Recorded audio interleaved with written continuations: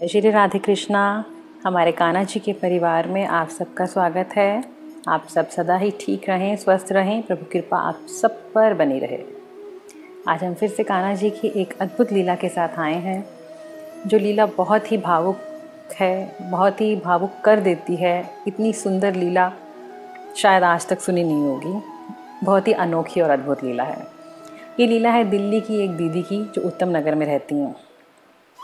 उनकी शादी को 5 साल हो गए, लेकिन कोई बेबी नहीं था। इस वजह से वो उदास रहती थी। तो उनके पड़ोस में उनकी एक फ्रेंड थी, वो उनके लिए लड्डू गोपाल लेके आई और उसने उनको लड्डू गोपाल देते हुए कहा कि तुम इनकी सेवा करनी शुरू करो, ये तुम्हारी इच्छा ज़रूर पूरी करेंगे और तुम्हारे घर में बेबी होगा। वो तो वैसे ही बेबी होना चाहती थी कि मेरा कोई बेबी हो, और जब लड्डू गोपाल आए तो वो बहुत खुश हुई। उसने उनको मंदिर में स्थापित किया और घर वालों के सामने तो उस नॉर्मल पूजा पाठ करती थी, लेकिन अंदर ही अंदर चोरी चोरी उनकी सेवा करती थी। उनको नहलाना, तेल लगाना, पाउडर लगाना, मालिश करना, सुलाना, भोग लगाना। लेकिन अभी उन्होंने इसके डर के मारे अपने घर में नहीं बताया था कि घर वाले ऑब्जेक्शन ना करें, क्योंकि उनकी मदर इन लॉ उनके घर आई हुई थी। थोड़े दिन बाद उनकी मदर इन लॉ वापस अपने गाँव चली गई, तो उनको भी पता चल गया कि ये लड्डू गोपाल की सेवा करती है, लेकिन किसी ने कोई ऑब्जेक्शन नहीं करा। तो वो बहुत प्यार से लड्डू गोपाल को अपना बेटा ही मानती थी और उनको प्यार से सेवा करना, नहलाना बहुत ही प्रीत से रखती थी और उनको अकेला नहीं छोड़ती थी। उसने अगर किचन में भी काम करना है तो उनको ला के किचन में बिठा लेती थी कि लल्ला तू मेरे पास ही बैठ, हम यहीं बैठ के काम करेंगे। ऐसा दिनचर्या उनकी हमेशा चलती रहती थी और बहुत खुश थी वो उनके साथ। एक दिन उन्होंने उनको जैसे तैयार व्यार करा, अब बाहर सब्जी वाले की आवाज़ आई, तो उनको घर के लिए सब्जी लेनी थी।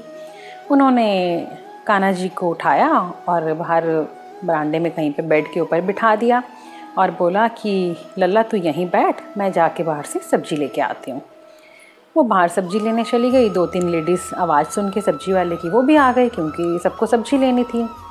तो एक लेडीज़ ने बोला, अरे भैया ये चीज़ कितने की है? उसने रेट बताया तो कहती तुम्हारी सब्ज़ी तो बहुत महंगी है। दूसरी ने पूछा तो उनको सब्ज़ी वाले के रेट ज़्यादा लगे और वो बोलने लग गई कि नहीं नहीं, हमें आपसे सब्ज़ी नहीं लेनी, तुम्हारी सब्ज़ी तो बहुत महंगी होती है। तो उसने बोला, बहन जी सब्ज़ी नहीं लेनी तो ना लो। लेकिन जो अपने लल्ला को बिठा के आई थी उसकी तरफ इशारा करके बोलता है कि आप मुझे टमाटरों के पैसे दे दो। वो कहती कौन से टमाटर के पैसे दूँ? कहता है अभी यहाँ पे खड़ा होके आपका लड़का जो मेरे इतने सारे टमाटर खा गया ना, वो कम से कम 1 पाव टमाटर खा गया होगा। तो वो कहती क्या बोल रहे हो भैया तुम, मेरा तो कोई लड़का है ही नहीं, क्योंकि उसके तो कोई बेबी नहीं था। वो पड़ोस की औरतें भी चिल्लाने लग गई कि तेरा दिमाग ख़राब है, उसका तो कोई बच्चा ही नहीं है। अब सब्जी वाला तो अड़ा रहा कि नहीं, वो यहीं पे खड़ा था, आपकी चुन्नी भी खींच रहा था बीच बीच में और मेरे टमाटर उठा उठा के खाई जा रहा था। मैंने सोचा आप पैसे दे ही दोगे, इसलिए मैंने उसको कुछ बोला नहीं। अब वो उधर लेडीज़ ना माने, उधर वो ना माने। उस औरत का तो रोना निकल गया, क्योंकि उसकी तो औलाद थी नहीं। उसको चुभ गई ये बात कि ये भैया मुझ पे कैसे ब्लेम लगा रहा है। तो वो कहती है भैया तुमने पैसे लेने हैं तो ले लो, लेकिन कम से कम झूठ तो मत बोलो।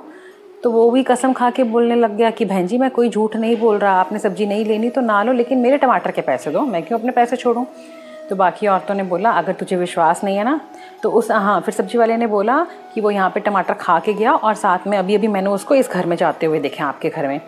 तो वो कहती मेरे घर में कैसे कोई जाएगा जब मेरा कोई लड़का ही नहीं है।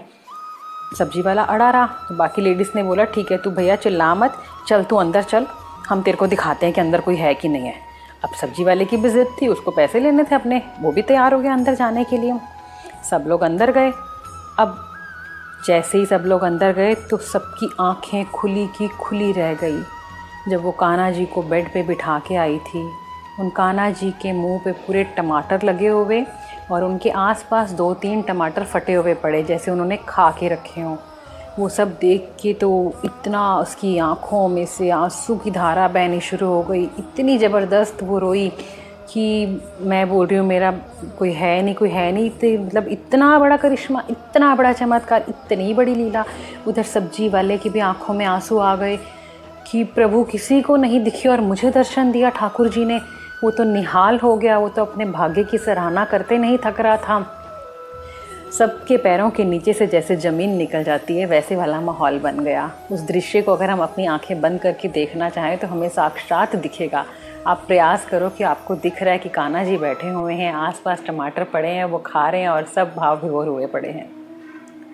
फिर उस लेडीज़ ने उसको बोला कि भैया आप पैसे लो, लेकिन उसने बहुत बहुत बार कहने के बाद भी पैसे नहीं लिए। उसने कहा ये तो ठाकुर जी ने खुद आके मुझे दर्शन दिए, इससे बड़ी क्या बात होगी, इस कलयुग में भगवान खुद मुझे दर्शन दे रहे हैं, तो ये तो उनको भोग लगा, तो मैं इसके पैसे कैसे ले सकता हूँ। उसके बाद वो दीदी बहुत ही खुश हुई कि साक्षात भगवान मेरे घर में रह रहे हैं, जो दर्शन तक दे रहे हैं इस कलयुग में आके। और थोड़े टाइम बाद उनके घर में एक बेटा हुआ। प्रभु की कृपा, जैसा उनका विश्वास था। उनकी सहेली ने कहा था कि अगर आप सेवा करोगे तो ज़रूर आपके घर में बच्चा होगा। अब जो उनका बेटा है वो 2 साल का हो गया है। अब वो जिससे भी कभी बात करती हैं तो उनका भाव यही होता है कि मेरे 2 बेटे हैं, और वो दोनों बेटे बड़े प्यार और खुशी से उनके साथ रह रहे हैं। कान्हा जी की सेवा में वो अपनी ज़िंदगी बहुत मस्ती से गुजार रही हैं। काश प्रभु कृपा ऐसी ही सब पर बनी रहे, सबका ऐसा ही भाव हो कि भगवान उसके साथ खेलें, उनके घर में साक्षात दर्शन दें। भगवान हम सब पे ऐसी ही कृपा करे कि हम उसके चरणों में अपना इतना ध्यान लगा लें कि वो हमारे साथ साक्षात रहें।